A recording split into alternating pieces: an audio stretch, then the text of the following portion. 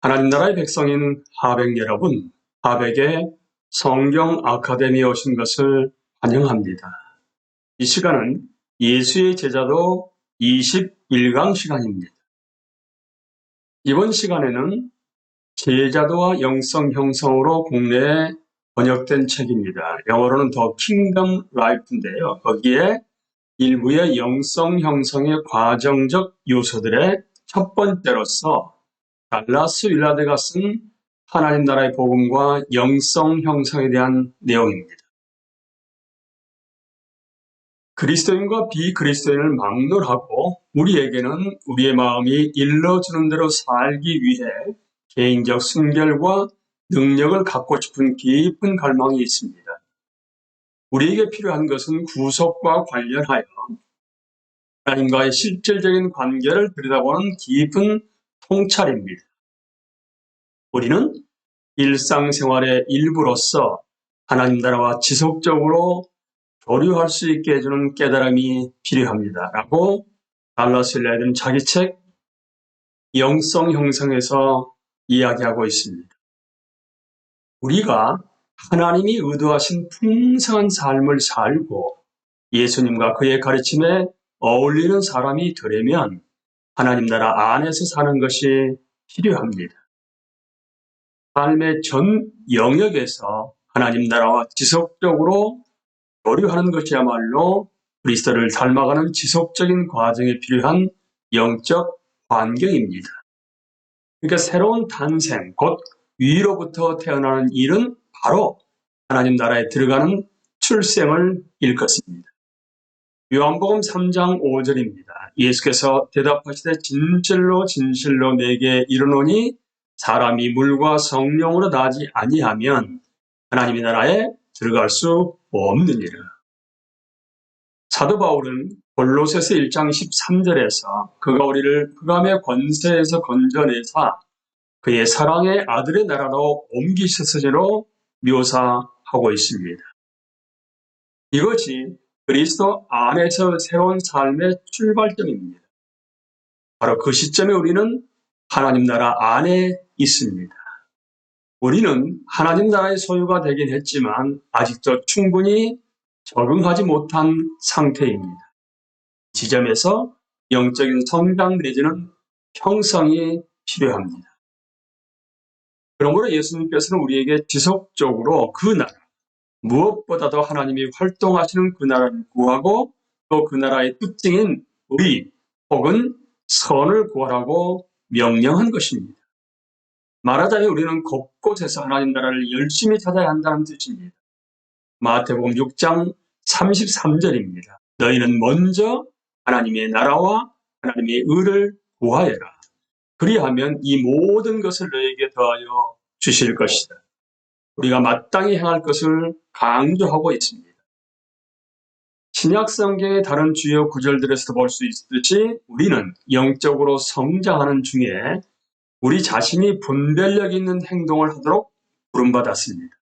물론 하나님 나라의 행위자들, 특히 하나님의 말씀과 성령도 반드시 필요합니다.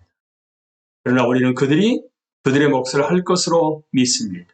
정작 우리가 신경을 써야 할 것은 우리 자신의 몫입니다. 만일 우리가 예수님처럼 하나님 나라의 복음이 아니라 다른 복음을 전한다면 오늘날 이런 복음이 여럿 있습니다. 우리는 그리스도를 닮은 성품은 개발할 수 없습니다. 이유인즉 그 전파된 메시지가 지속적인 영적 성장과 아무런 관계가 없을 것이기 때문입니다. 우리는 예수님이 선포하신 그 좋은 소식을 전파하고 가르치고 명시해야 합니다. 그 좋은 소식이란 우리가 예수님을 만물의 주님으로 믿음으로써 지금 하나님 나라 안에 살 수 있다는 것입니다. 그런데 유감스럽게도 오늘날 그리스도인들이 대체로 전하는 복음은 이 소식이 아닙니다. 이런 현상은 그리스도의 형상을 닮아가는 영적인 변화가 신앙생활의 정상적인 코스로 자리잡지 못한 이유 중 하나입니다. 그러니까 그리스도의 형상으로 변모되는 일이 신앙생활의 정상적인 코스로 자리 잡지 못한 근본적인 이유는 우리가 하나님 나라가 무엇인지 그리고 그 나라 안에 사는 것이 어떤 모습인지를 제대로 알지 못하고 있기 때문입니다. 우리가 행하는 모든 일에서 그 나라를 구한다는 것은 정확히 무슨 뜻일까요? 우리 주변에서 그리고 우리가 하는 모든 일에서 그 나라를 찾는다는 것은 어떤 모습을 가리키는 것일까요?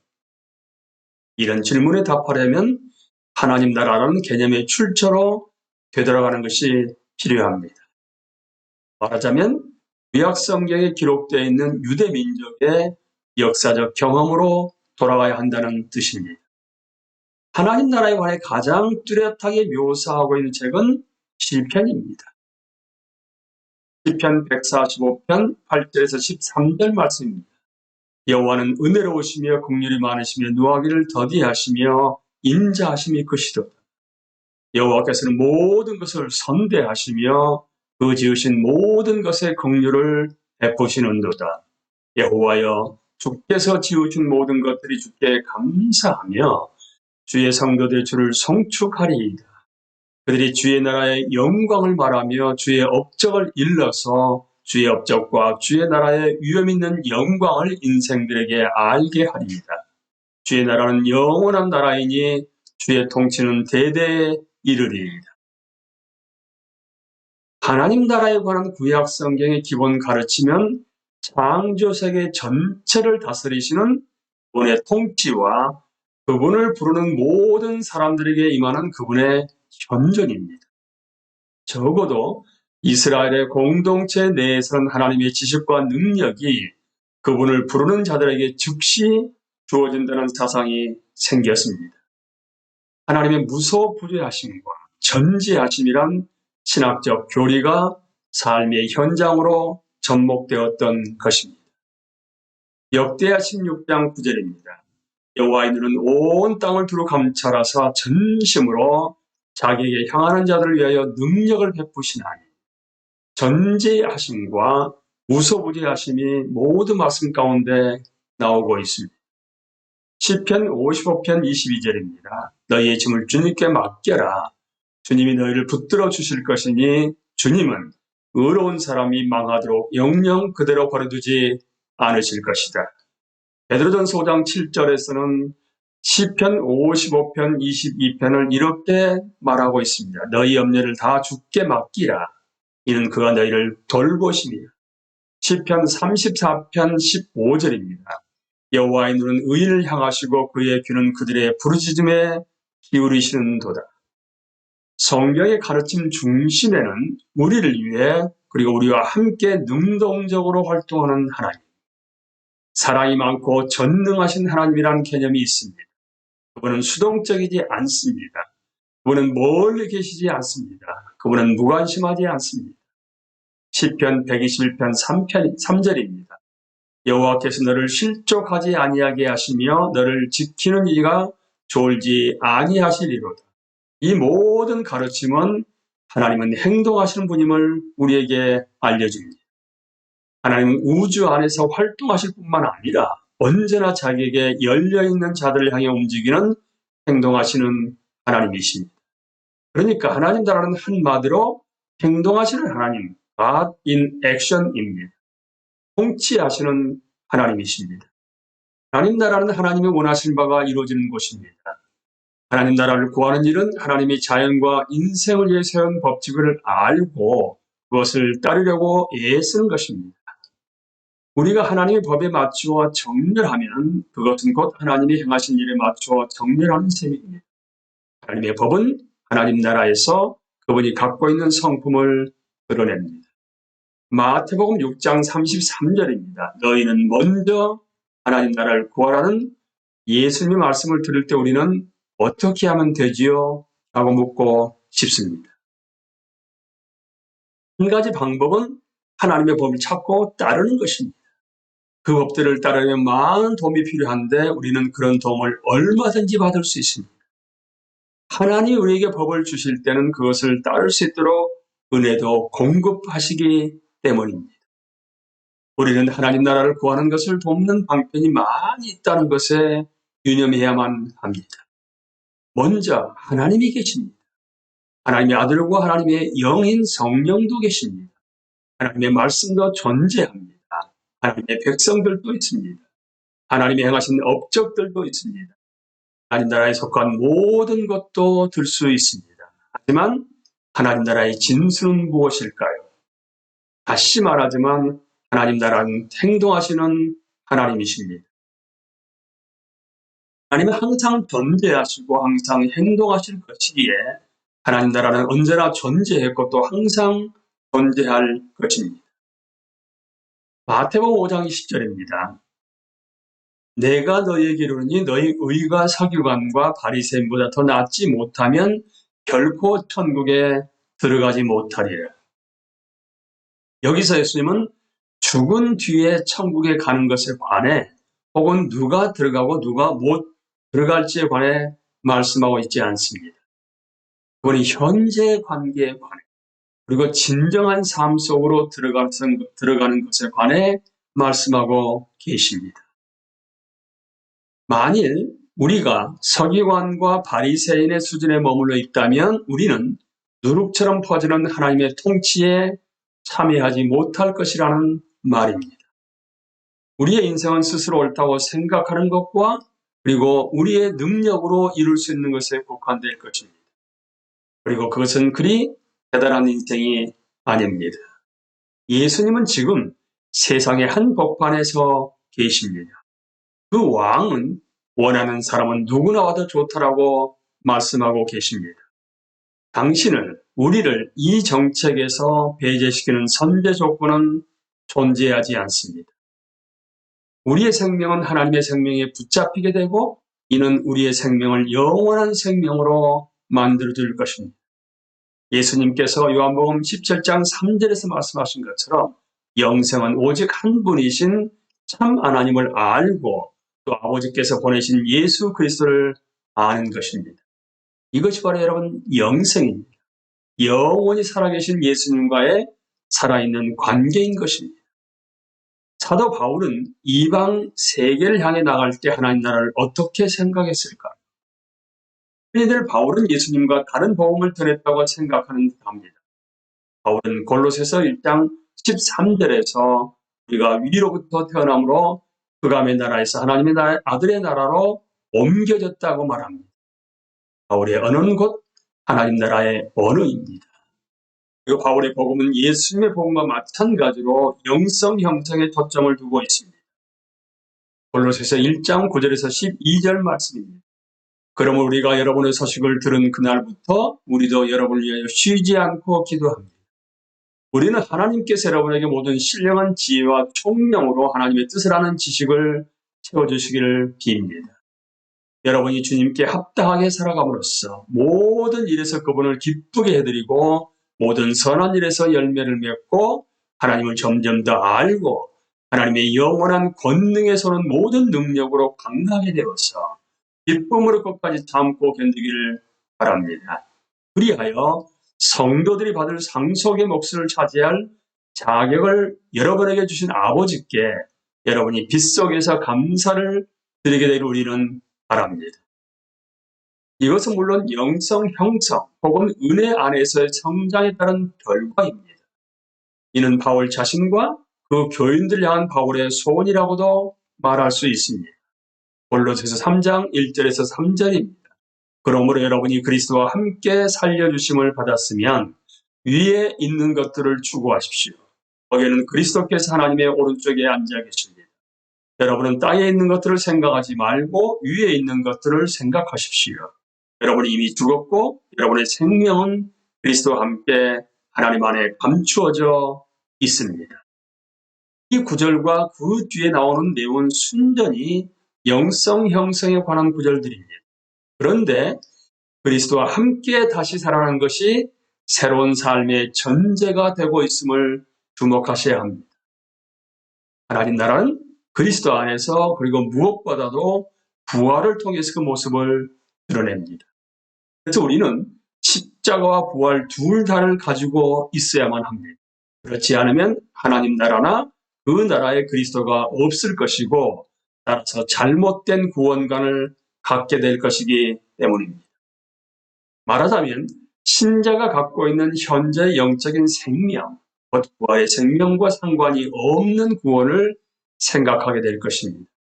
이런 경우에는 영성 형성 내지 은혜 안에서 자라는 일은 구원의 일부가 되지 못합니다.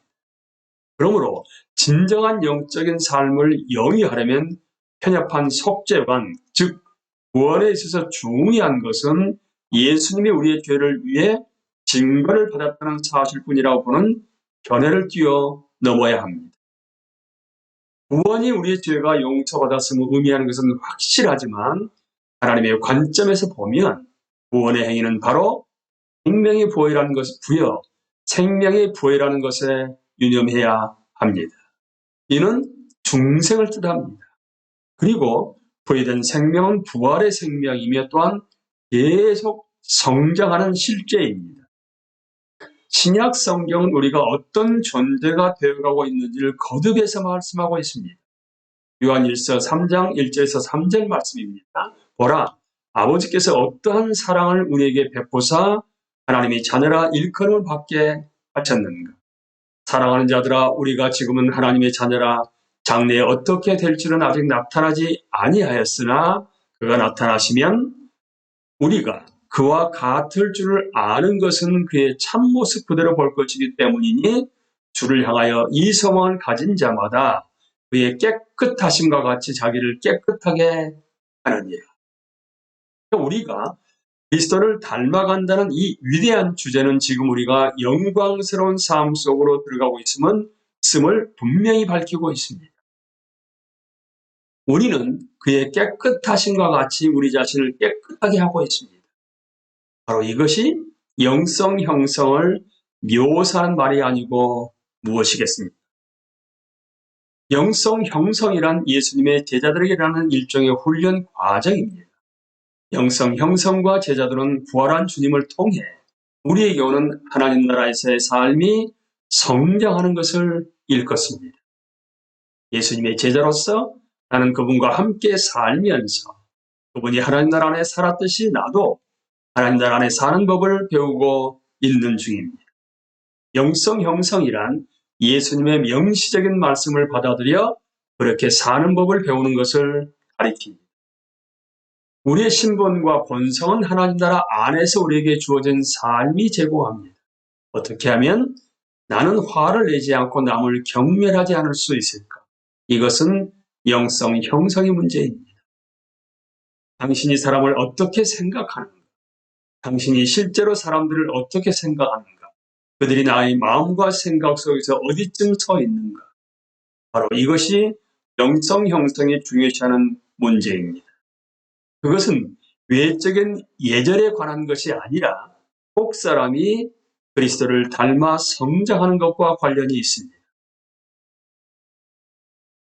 하나님 나라의 복음은 살아계실 뿐 아니라 우주의 주인이신 예수님께 의존함으로써 위로부터는 생명을 얻을 수 있다는 소식입니다. 이 복음을 영접하는 사람들, 부활하신 그리스도의 자비를 요청하는 사람들은 그들 안에 작동하는 하나님의 은혜 가운데 살게 될 것입니다. 하나님 나라의 생명을 부여받는 것은 영성 형성으로 이어지는 열린 문입니다. 우리가 해야 할 일은 사람들에게 예수님을 소개하되 그들이 늘 예수님을 동반자로 자신의 주님으로, 자신의 스승으로, 자신의 중보자로 붙잡을 수 있게 해주는 것입니다. 우리는 그분을 단지 십자가에서 죽은 사람으로 뿐만 아니라 십자가를 넘어서 살아계신 분으로 소개해야만 합니다. 예수님은 우리를 하나님과 화해시킴으로써 우리가 하나님과 동행하며 새로운 삶을 살고 장차 영원히 그분의 우주적 미래인 천국에 몸담게 하려고 오신 분이십니다. 이 복음을 생각할 때 우리는 육신의 생각이 하나님에게 적대적이라는 사실을 유념할 필요가 있습니다. 인간은 본래 철두철미하게 하나님을 좋아하지 않습니다. 오직 새로운 생명만이 이 문제를 치료할 수 있습니다. 이 생명은 인간을 죄와 세상, 육신과 마귀의 손아귀에서 끌어내어 그 적대감을 아가페 사랑으로, 아가페 사랑으로 이번에도 철두철미하게 대체할 수 있습니다. 우리는 그 생명이 사람들 속에서 일하도록 가만히 기다리는 것이 아닙니다.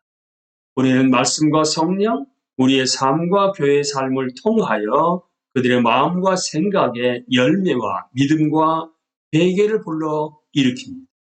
그러므로 영성 형성과 제자들은 예수 그리스도를 믿음으로 얻는 선물, 곧 하나님 나라에서의 삶에 대한 자연스러운 반응인 셈입니다.